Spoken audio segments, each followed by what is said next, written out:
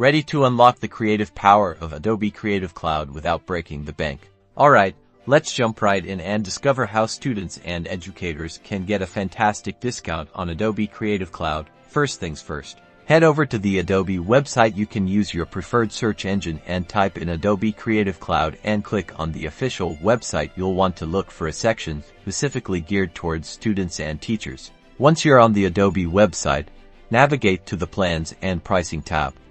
It is at the top. This is where all the details of available plans, including the student discount, are listed.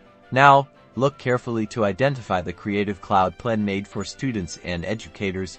You'll likely see a significant price reduction compared to the regular individual plan. Clicking this plan will let you view detailed information, including the cost and what's included. Pay attention. Usually the discount offers access to the entire suite of Adobe apps, which is totally awesome. This means you can get Photoshop, Illustrator, Premiere Pro, After Effects, and so much more.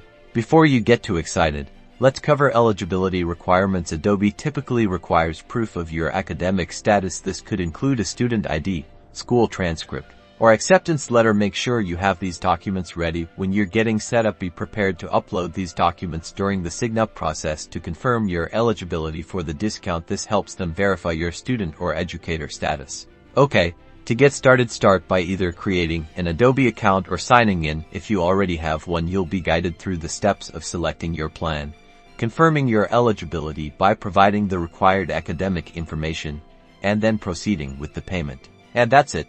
You've successfully signed up for the Adobe Creative Cloud student discount. Now you can start creating amazing projects. Don't forget to like this video, subscribe for more helpful tips, and let me know in the comments what you're planning to create.